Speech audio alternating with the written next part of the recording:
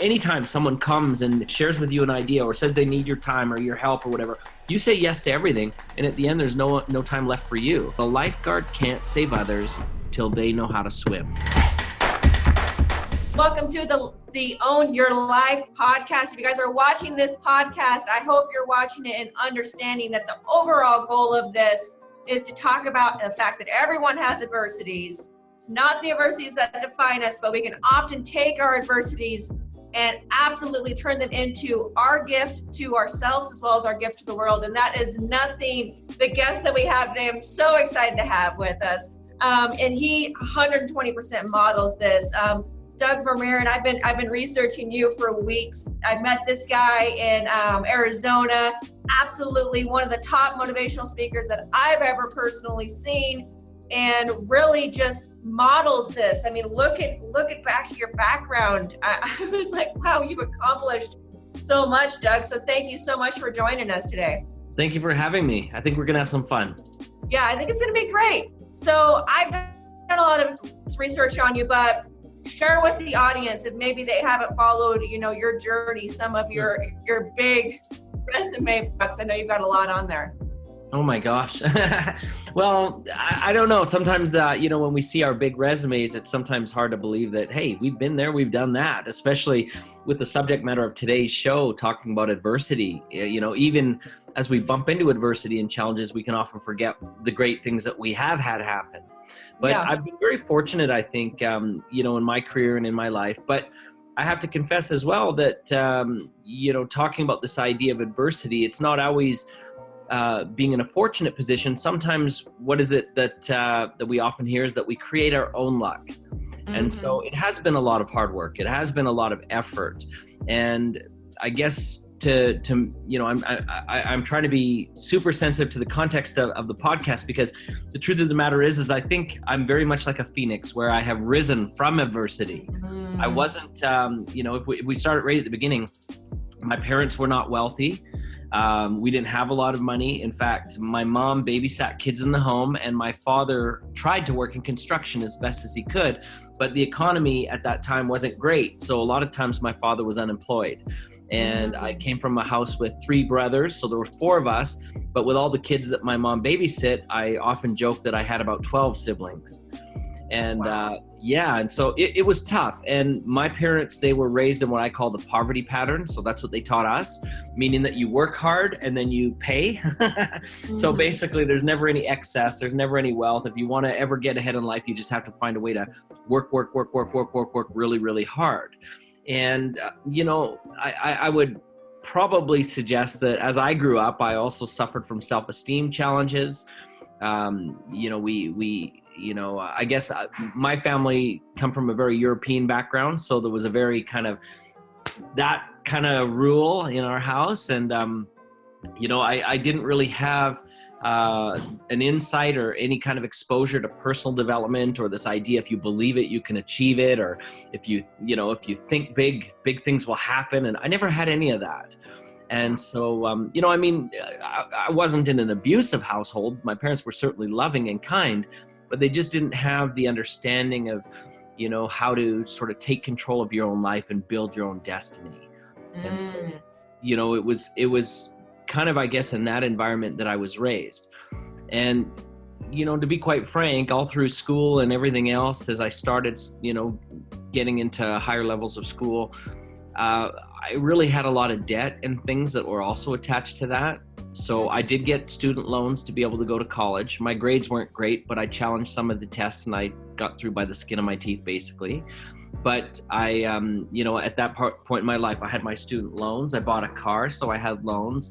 I was one of these students that as soon as they get the credit card applications, I said yes to every one of them. So I got those and maxed them all out very quickly. And so I was really in a very difficult circumstances. So here I was, high debt, low self-esteem, low self-worth. And even at that time, I would say, suffering from maybe a bit of depression, because I also had learning disabilities too. So I had everything coming at me. Just life wasn't going great.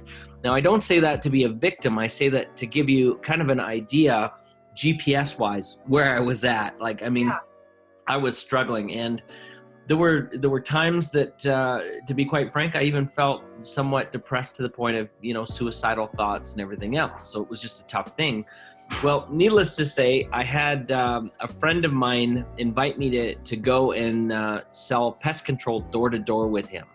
And he had made quite a bit of money doing this for a summer. And so he said, if you come and you sell pest control door to door, everybody's got these problems. You're going to make a lot of money. You'll be able to pay your debt. You'll be able to go back to school in style. You'll be able to have all these things going on and everything will be perfect. And so I bought the idea of that. And I went and I started selling pest control in California. And it was estimated once that I knocked on 22,000 doors that summer. So that's a lot of door knocking. And if any of your listeners have ever done door-to-door sales, I wasn't probably the perfect candidate because I was already super low self-esteem. I didn't need more rejection. I didn't need more people to tell me to go away. In fact, I think probably my worst experience on the doors, I had a guy get really upset and push me into the bushes on his front porch. So, oh my goodness. Yeah, it's definitely not the place where you're going to receive a lot of, how should we say, happy handshakes, right? Like they're not there to really lift you to higher levels. So at one point in that, let's call it career, if you will, in one point in that career, I decided it's time to quit. And so I basically was outside the office where I was supposed to go in, and I was sitting on a bench that was out front, and I really was like kind of on the fence. Should I go in today or should I just not show up? Let's call it quits, right? Like, should I go in or not go in? And as I was there, a family friend of ours who worked in the same office building actually saw me. And he came out, and he was an older gentleman, very wise. And he said, what's going on? And I told him, I said, listen, I'm done. And he said, no, you're not. And I'll tell you what, you go to work today, and when you're done, you come and see me, and I've got 2 gifts for you. And I was like, okay, like, what does that mean, right? And so in my mind through the whole day, I'm thinking he's going to give me a check. He's going to just help me wipe out my debt and everything will be good, and he'll help me get to school, or maybe he's going to give me a job in his company making all kinds of money, and it'll be easy because he's a family friend. And so I had all these fantasies go through my mind of the gifts that he's going to give me. And when I came back to the office that night, he was waiting there for me, and he called me into the area that was there, and he gave me 2 books. And I was like, what? Like, what's this, right? Like, this is not what I was looking for. And the 2 books were How to Win Friends and Influence People by Dale Carnegie. And I'll never forget when he gave me the book, he said something that at first kind of insulted me, but since then I've learned that it was true. He gave me the book and he said, the first person you need to become friends with is yourself. And I was like, really? Okay. And then he gave me the second book, Think and Grow Rich by Napoleon Hill. Now, this was my first brush with personal development ever. I'd never heard of this kind of stuff or this kind of thinking at all. So as I read the books, they really changed my life. But I think the one that maybe changed my life more was Think and Grow Rich. I mean, they both did, but Think and Grow Rich changed my life, but maybe not for the reasons that most people would think. Like, when you read the book, we always hear this, if you believe it, you can achieve it. And we can hear that, the principle of the mastermind and all these things. And those were amazing thoughts. But the thing that really kind of changed my life was I started thinking about how Napoleon Hill wrote the book. And as I went through, I kind of got a little jealous because here he was sharing stories of how he met the Wright brothers and this is what they told him, or how he met Henry Ford and this is what Henry said, and how he met Thomas Edison and that's what Thomas Edison had told him. And so I started thinking in my mind that, wouldn't it be cool to meet some of the world's top people in our day? And that thought was influenced that as I shared this with him, and I found in some of these books that you've heard the saying as well, that we become sort of the combination of the 5 people we spend the most time with. And so I started to think that, well, if I started spending time with these high top achievers, well, some of it's got to rub off, right? Like people are like wet paint, when you touch them, it rubs off. And so I decided to start interviewing top achievers. And at that age, I started kind of with those that I knew. And this is an important principle. Sometimes we dream about really, really big things that we're going to do, and we never get started because we don't know how to get started. In fact, the human brain doesn't get started with what we could do. It always starts with what we can do. And so I looked at who do I know who's somewhat successful. And I'd heard that saying, take a millionaire to lunch and you can learn all kinds of stuff. Well, I decided I didn't just want to go for a lunch. And it's true, you can learn a lot in one sitting. But I wanted more than that. I recognize that if you're really going to learn, if you're really going to change, it's like going to the gym. You can't go once and expect everything's going to change. You must go regularly, consistently.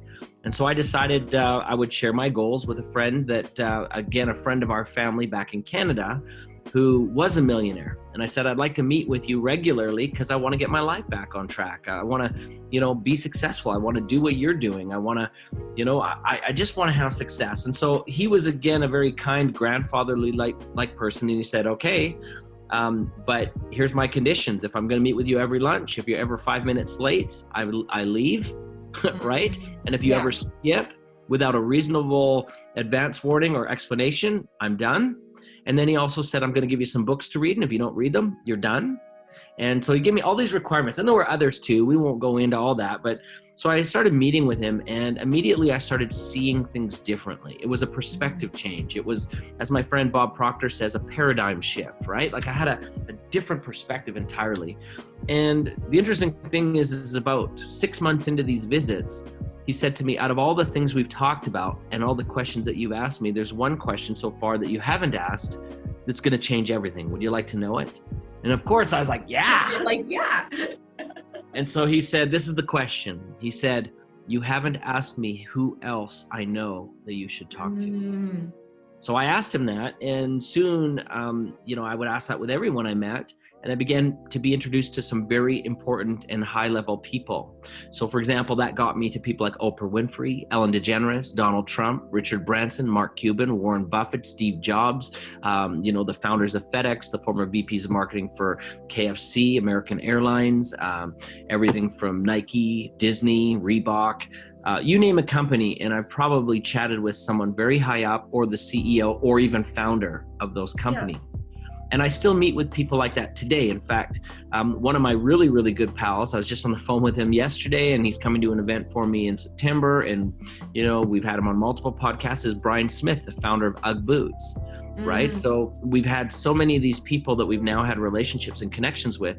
Now, here's the interesting thing that I think may be a big key to success is when we surround ourselves with high energy people, not only is it contagious, but our standards rise.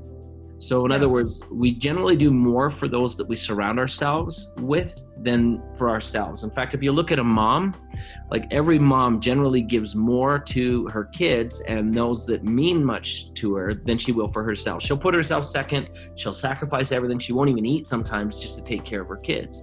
And I believe that we're the same way. When we surround ourselves with people that we're really connected to in that level, our standards and our sacrifices rise. So we start letting go of things that are trivial, things that are holding us back.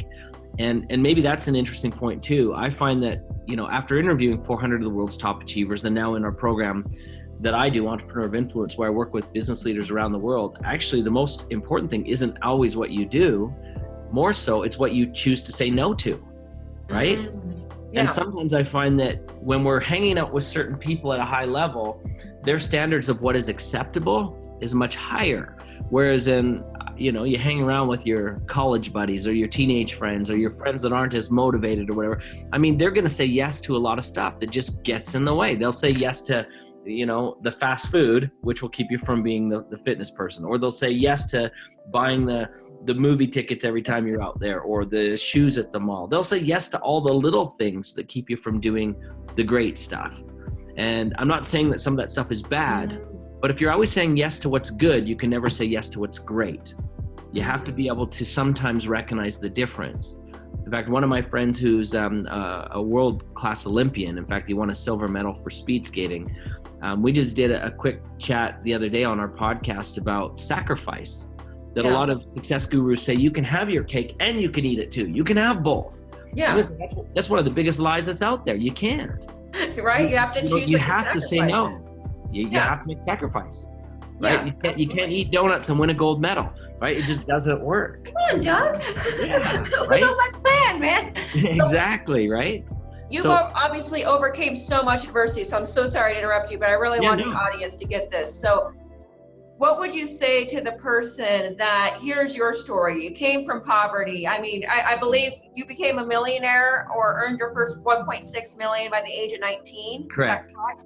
So what would you say to somebody who just says, Doug, you're just special? You're just gifted. What would you say to that person? The reason why I ask you this is because I think a lot of people might be thinking that in their mind, and I want you to be able to handle their objection within themselves. As silly. Well, I think one of the biggest things is we're all gifted and we are all special in our own way. And your wealth always appears in the form that you value most. And so if you value your free time and your Netflix and you're sitting on the couch and you're chilling, you're going to find that that's what you're going to get more of. And that's all that's going to appear. But if you do value, again, having a lifestyle that has security and freedom and opportunity, and, I think a lot of people, it's really kind of sad. I hear people say, yeah, well, I value my family and I don't want to seek money and all that. Well, you know what? If you structure it right in this respect, your family level goes up.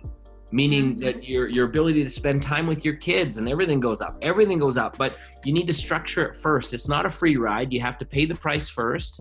It's almost like an hourglass, right? We have all this, we do nothing, but if we get constricted for a little bit, then we get to do everything.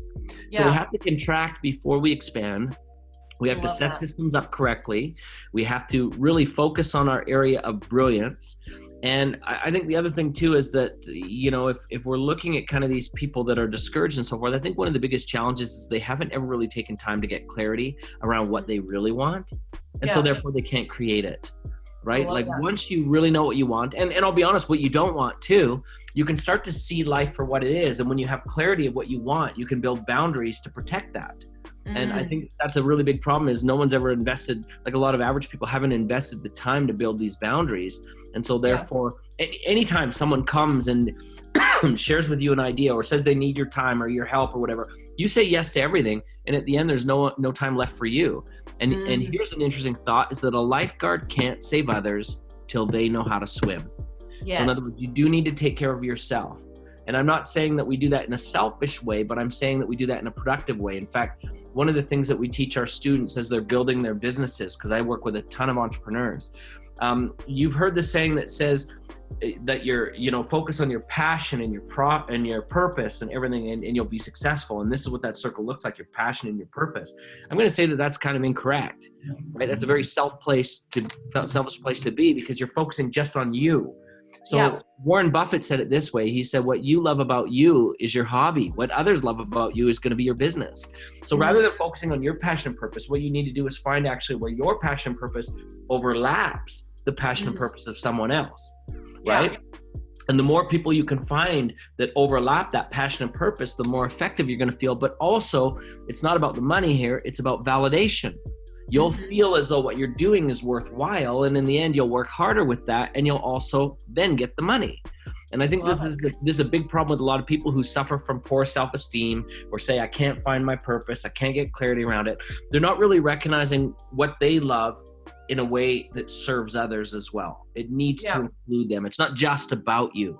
Because we're humans, right? We're all connected. We're interconnected, and our sense of validation often comes from external sources. And as much as we need to say, oh, my power's within me, it's kind of a lie. And we don't want to set ourselves up for failure. Of course you care what those that you love and appreciate think. That goes back to this idea. We do more for others than we will for ourselves. And if we surround ourselves with the right group, our standards will go up and our performance will go up. So that's very important. I love it. So what was the decision that you made? I mean, you could have easily stayed a victim, right? You could have easily been like, hey, I was raised in poverty. I wasn't meant to do great things. I can't even do this pesticide job right. Like this could have been the negative self-talk that you could have had that would have led you to be a victim. And often the times that people become victims, they become spiteful, they become haters of other people that are successful, and they go down this really downward cycle. How did you, as you said, rise up as a phoenix and actually change your life? What did that look like? What was that moment that changed everything, or that decision that you made that changed everything? Yeah, well, it's interesting because there's a couple ways to maybe answer that. And I don't think it's ever going to be just one thing. I think to make changes, we also need to have a support system in place. And again, that goes back to the people we surround ourselves with. But here's the deal is the support system won't work until you make a decision to make it work. And so I was really careful about the stories that I was now telling myself. Although, even today, sometimes I see things in my own life and business that aren't going exactly as planned. And I can be frustrated by that.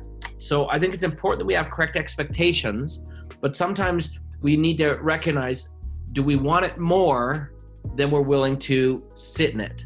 And I think this is a really big problem for some people, that this idea of being a victim, like if we had time, something really interesting that we've talked about in our seminars is, you've heard the study that there's 70,000 thoughts that we each have every day, 70,000 unique thoughts.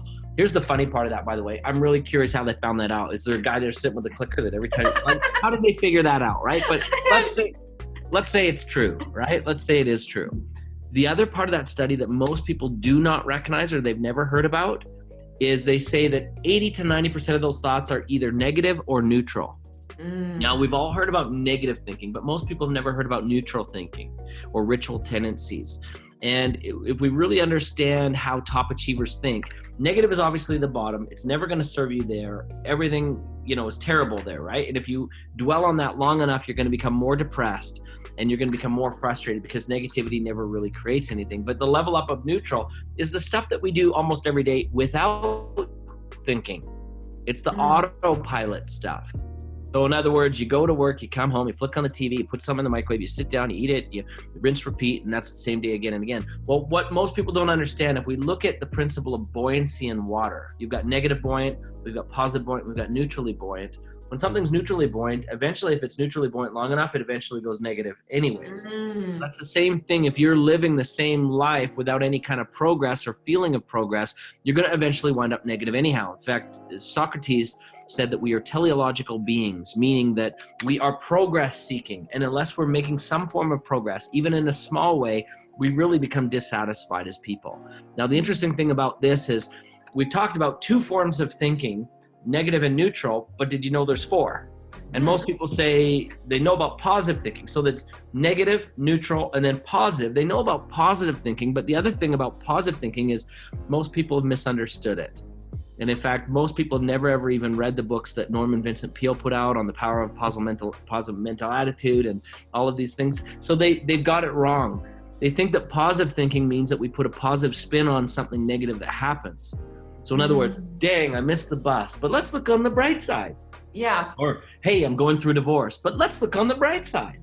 Or I lost my job, but let's look on the bright side.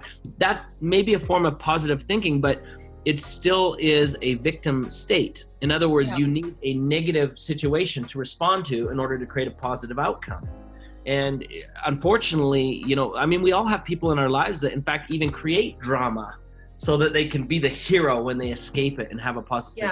I know a lot of people, even in their family, they've got a family member that loves to stir up drama just so they can appear to be the peacemaker, right? And that's not where you want to be either. But there's a level of thinking even higher than that you need to learn how to adopt if you're going to escape adversity, if you're going to escape victimhood. And I'm not saying that this is going to always be the same or always be consistent. There's still going to be moments where you slip to the lower ones, but you need to try and spend more of your time here.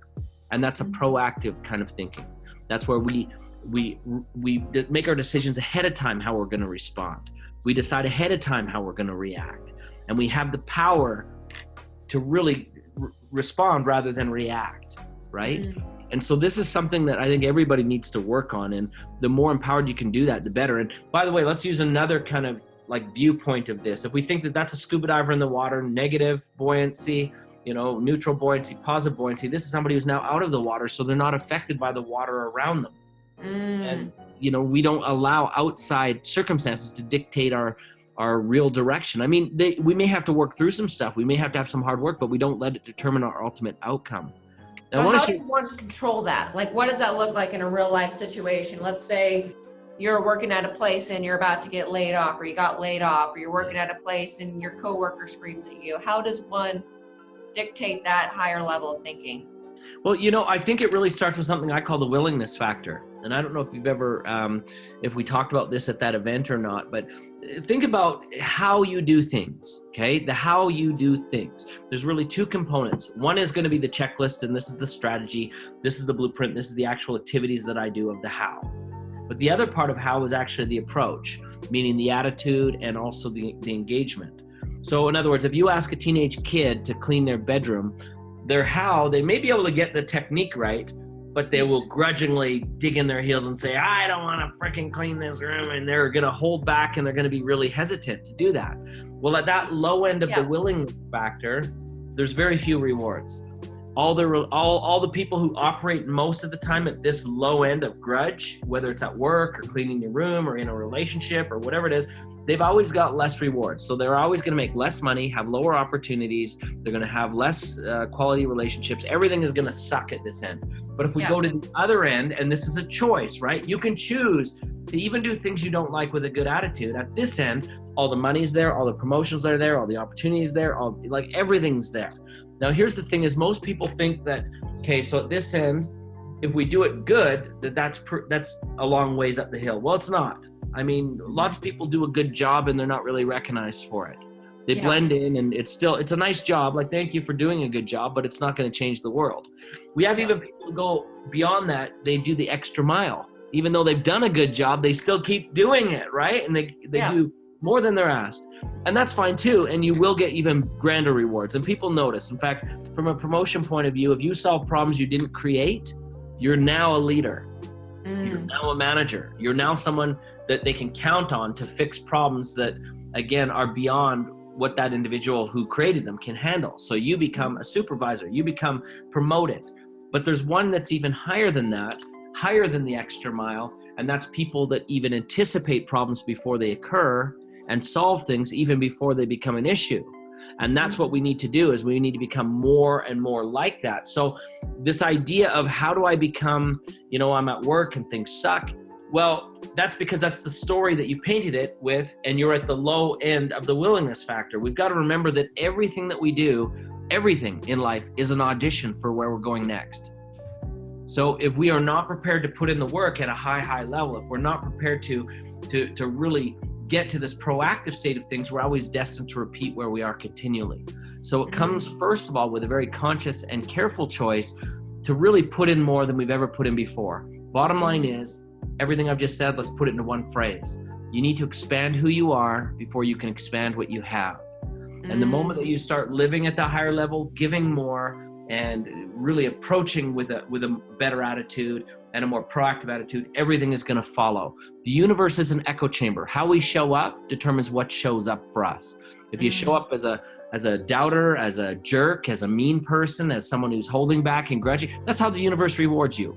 But if you show up with confidence and boldness and a faith and a hope and a belief, it eventually comes back. And I think it's really important to notice that. I love it. So what advice would you give a younger version of yourself if you were to go back in time during all of these adversities and talk to 18-year-old Douglas? What would you tell him? What's interesting is I was asking this question to one of our top achievers the other day, a little bit about what would you go back and say? And he had a really interesting answer. He said, be happy where you are. Everything's going to unfold the way that it needs to. And I think one of the dissatisfactions that a lot of people have is, I wish I would have known that when I was like in grade 1. I would have been so farther ahead. I would have been a multimillionaire if already in grade 1 I understood these concepts. Well, the truth of the matter is that we need to be grateful for the experiences that we've been through. They've made us who we are today. And if we say to ourselves, man, I guess another way to say it, Warren Buffett once said it this time. He said, you're not going to speed up the delivery of a baby. Like if you get a person pregnant, it takes 9 months, right? You won't speed it up by getting 9 different people pregnant. You know what I mean? Man, that was my other plan. Those and donuts, right? Doug. And I think a lot of people, they forget the importance of being where they are, and things take time. Learning, healing, forgiveness, all these things take time. And if we ever try to rush or shortcut those things, we end up paying a bigger price later. So I think if I were to talk to the younger me, the only thing that I would really encourage him to do is have hope and do everything that you're doing right now with as much excellence as you can. That is beautiful. I love it. So you've interviewed some of the biggest people. What's one of the biggest takeaways? I know that's difficult, but what are some of the biggest points of advice that resonate with you on a day-to-day life that you find? Well, I think even aside from the most successful people that I've interviewed, I had one interview that really change my perspective on things. when I was interviewing the top achievers, there was a handful of things I was really looking for. Obviously, I wanted to know the secrets to business success and personal success and fulfillment and all of these things. And we have that. But I also wanted to know the quickest way to make change, right? So if someone was not experiencing what they wanted, how do we help them to make change and facilitate it quickly? So one of the interviews that I decided to do was not with one of the world's top achievers, and it was not with one of the most successful personal development people. I actually decided to look carefully from a real world change situation that needs to happen.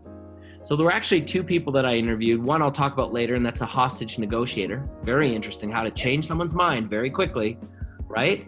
But the one that maybe startled me the most was I interviewed a person that trains suicide hotline workers. Now, if you think about it, when someone calls in on the suicide hotline, they're at the lowest point in their life. They've got the most despair. They're frustrated. They feel like they're cornered. They feel like there's no hope. They feel like everything is done and they're ready to end it. So my question was, how do you get them to change in a hurry? How do you get them their power back? And the answer was interesting. She said to me, the first thing she said is, out of all the things that we start with, the very first things that we say, the one thing that we will never say is, don't kill yourself. And I was like, that's like the first thing I would say. Like I would say that as the first thing. So I said, well, what do you say? She says, we would say that, but we help them to recognize the power of choice. I said, well, what does that mean? She says, I would then tell them, you could kill yourself, but that's what this looks like. That's a choice that they have. Then we would say, or you could choose to call someone like me, and you've done that, and that's what this looks like. Or you could choose to go get some counseling and some help, and that's what this looks like. And she said that every time we give them a choice and help them see that they've got a choice, their power returns. And I'm not saying that they even take all those choices, but the fact that we're now aware of them, we don't feel helpless. We don't feel hopeless. We don't feel like there's no possibility of escaping this. And so I've noticed that as I have taught this now around the world, and one of my programs is called Personal Power Mastery that we teach. That's the book for it. What I found is that we've had people come through who've, yes, been suicidal. We've had people who've been through a divorce. We've had people who've been cheated on. We've had people who've got addiction challenges. We've had people who've been through bankruptcy. We've had people that have lost their business, had a business partner steal their business. We've had, like, you name it, any kind of real high level people who've lost children in drunk driving episodes, people who've, had we had one fellow that had a child murdered, right? Wow. I mean, so we've had all kinds of really intense stuff through Personal Power Mastery where people come out. But the one thing that I've noticed is that when they start recognizing the choices that they have, even in those difficult circumstances, their power has returned. Power return. In fact, there's one specific lady that I'm thinking of who lost her husband in combat action way back in Desert Storm. And she, when that occurred, she had, I think it was 2 kids and was pregnant with another. And so she moved in with her parents, and she literally put herself in her old bedroom, locked herself in there, and did not come out and let the kids be raised by the grandparents. And she was just stuck. Well, anyways, somebody, one of her friends said, listen, you know what, you can't do this, and you must come with me to this seminar, which was Personal Power Mastery. Yeah. And when we were working with her, we helped her understand this principle of the power of choice. And at that point, she said she felt like she had no choice. It's like, my husband's gone, everything's gone, the love of my life's gone, I'm stuck with these kids, everything, like, how am I gonna make ends meet? I don't have any skills, and so she was looking for all the things she couldn't do, and that took away choice. But as soon as she started seeing the power of choice and recognizing some things that she could do, it began to return. And eventually, she got out of her parents' home entirely. She's now running a foundation that helps other people that have lost loved ones in combat, whether it's children or a spouse or whatever it is. And she does fundraising events for this foundation and helps consult and counsel other people who've lost loved ones. And so now she's turned that very devastating situation in her life into probably the greatest blessing, not just for herself, but many people who've been through the same thing. And so I think it's really important that we recognize that until we step outside of our adversity and see other possibilities, we can't heal it. And by the way, here's another thing that I think is really important just to point out about that. The fastest way to feel good about yourself is to do something for someone else. And I'll add a caveat to that it will feel even better for you if you do something for someone that they can't repay, that they can't give back, that you have left them in such a state that there's no way they'll ever be able to repay it. You will feel even more blessed. Now, one of the ways to not get repaid is to also do it anonymously so that you can't get caught. There's no way they can repay you if they don't know who you are. And that feels really good for people who are stuck in adversity. I love that. How do you, just playing devil's advocate on there, how do you make the decision on who to help and who maybe you're either enabling or is a toxic person that's going to take advantage of you if you don't do it anonymously? How do you make that decision on self-worth and giving selflessly, and also making sure that you don't get taken advantage of? Yep. Well, here's the first thing with any kind of help you're ever going to provide to somebody. It's not true help unless it creates self-reliance. So if I'm just cutting a check to somebody and say, here you go, problem solved, that's not really helping anybody. You know, here's the truth about money problems. Money problems are never created by money. Money problems are always created right here. And so until you can help a person with the real roots of the challenge, it's very difficult to do so. And to be honest with you, sometimes I know, like some of the people we've helped, it's not even been giving them strategies. It's just being there. So we've got to understand, again, what enabling is. And by the way, here's also something, I just recently did a podcast on this, and I think it's important to discuss this. A lot of the gurus that are out there right now have totally got so many answers wrong. As I interviewed the top achievers, I saw how really the psychology behind success and how we really work. But here's one of the things that all the gurus are getting wrong right now. They're saying that you need to avoid toxic people and negative people. And that's not true. In fact, I do agree with separating ourselves from abusers, like people who are physically abusive or sexually abusive, mentally abusive, verbally abusive. But toxic people, that's a different thing. And I think too many people are now quick to sort of put everybody in that category of being, you're toxic, I'm not going to hang around with you. Well, really, there's two kinds of people that are classified as toxic that really aren't. And we need to be, aware of which ones to avoid and which ones that aren't. One of them is a complainer. That's a person who, no matter what's going on, they complain. The weather sucks, sports team sucks, your job sucks, my job sucks, everything sucks. But they don't have any solutions. So there's no point being with those people, right? Let them be who they're going to be. Don't buy into their stuff. But the other person that often gets labeled as toxic is a critic. We often say that person's just too critical. But here's the truth of the matter is a critic often comes to the table with valuable information that you need to know. They're just not very good communicators. So sometimes they say things in a way that could be maybe offensive or that hurts people's feelings, but their information is very valid, right? Now, one of my most powerful experiences, like a lot of people ask me, Doug, how did you make your first million? Well, the truth of the matter is I had to let go of my ego in order to do it. And let me just tell the story super quick because it makes sense. So I brought a business plan that I had developed to a friend of mine, and he was worth several $1 million, and I wanted him to invest in this company. Now, at the time, I was worth probably about negative $25,000, student loans, car payments, everything. So, but I wanted to be what he was as a millionaire. So I brought this business plan to him, and he started looking through it, and he goes, you might want to change this. And so right away, I was like, no. There's a reason why I have that. And I tried to explain it. I said, this is how we're going to do it, and that's why it's going to work. Well, like most wealthy people, they're very kind. And he was very wise. He just simply nodded his head and kept going through the business plan. He looked at it again and goes, you might want to change this. I was like, oh, but wait a minute. This has got to be in there because of this, that, and the other, and blah, blah, blah, blah, blah. So again, he kind of rolled his eyes and started flipping through the business plan again. Again, he got to something he thought needed to be changed. He pointed at that, and again, no, the reason why this is involved.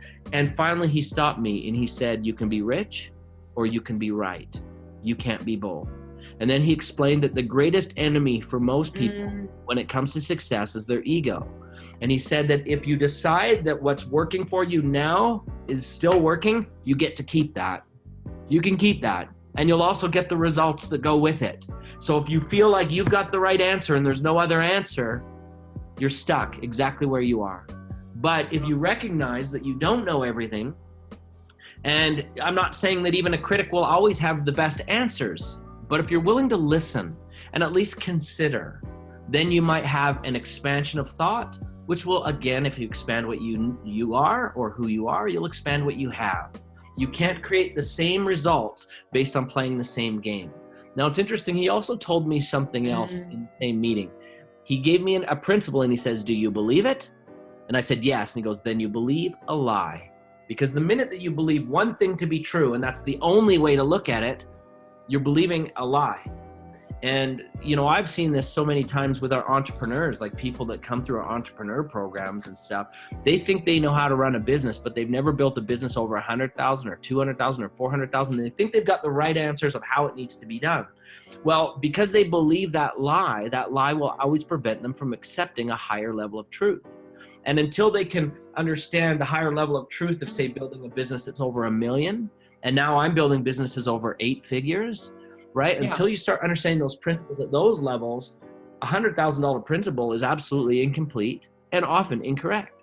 Yeah. And we need to be willing to let go of our ego to be teachable. In fact, what's the difference between tenacity and stupidity? Tenacity is a guy that gets in, or stupidity and tenacity. Stupidity first.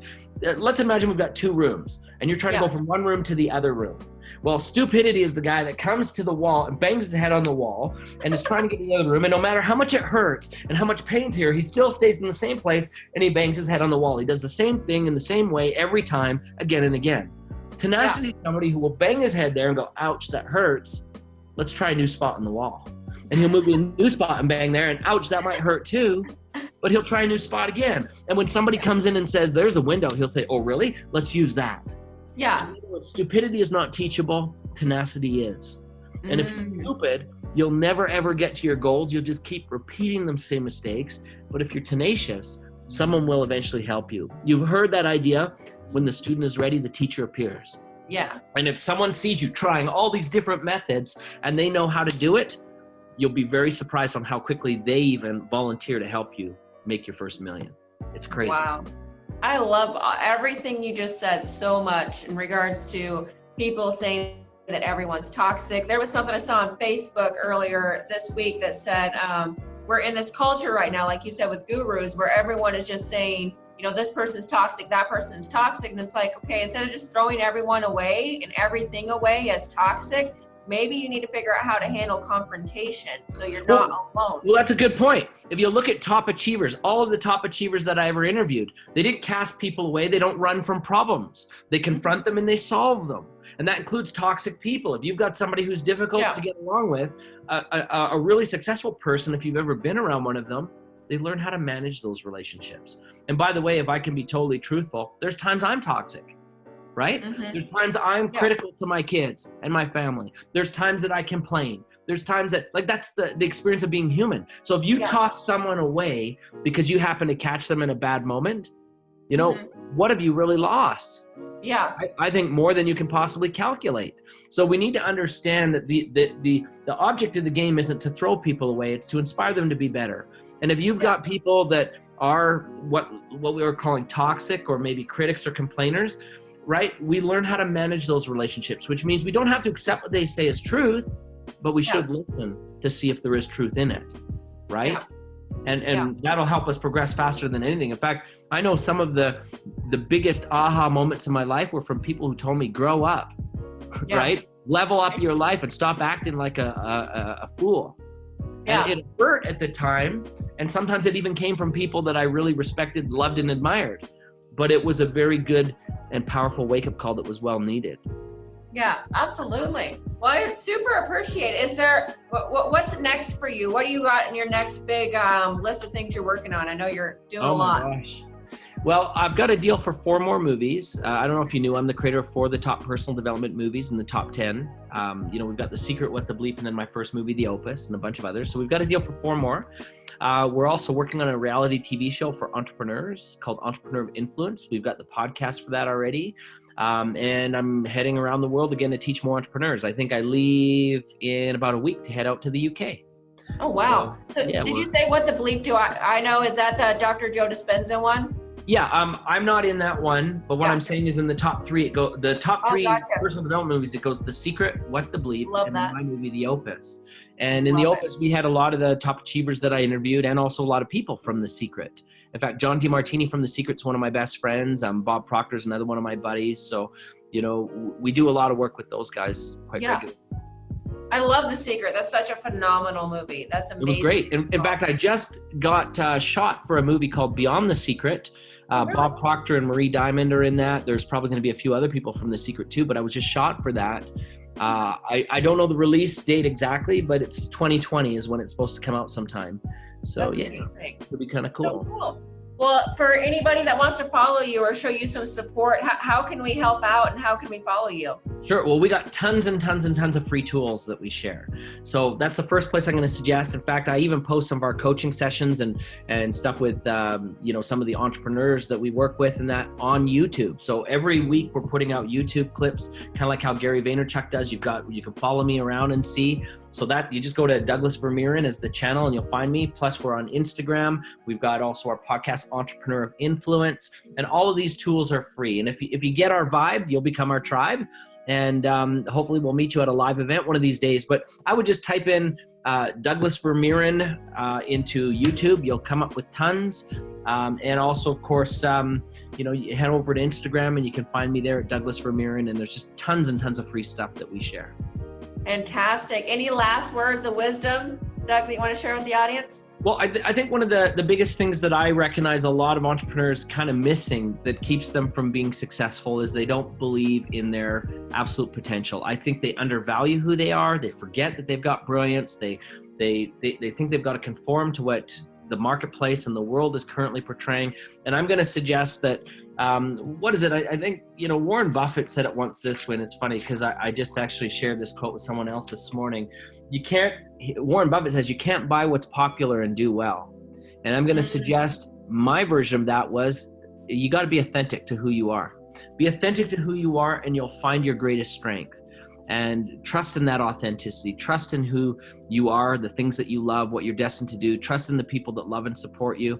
Trust in that ability to take yourself to higher levels. And you'll find that if you go after it, just like when I was doing these interviews with the top achievers, you need to trust that you're destined for great things and others will help you get there. I think it's really important. I love it. And I'm going to take some of your advice and use it on you. I got to apply it. So who else do you know that we need to bring on this podcast and talk to? Who do you want? I can think of a few people right now. In fact, if you reach out to me afterwards, I've got some pretty cool people that would be really good visits for you. Let's give you a list, but I can think of about 4 or 5 people right now that I think would be really good visits for you. Fantastic. Well, I'm excited. I got to make sure I apply what you're teaching in here. I think a lot of times people they learn everything, but they don't apply it. So absolutely. Very cool. Awesome. Well, thanks, Doug. I'm really excited about following you. It was such a pleasure to meet you. And I love all of your insights. Hands down, this podcast was fantastic. So thanks for being a guest. Thank you for having me. I look forward to chatting again. If you guys are new to this broadcast, my name is Melissa Jackson, motivational speaker, author, and I also do a lot of consulting for business owners, whether that's business coaching, whether that's my business accountability boot camp,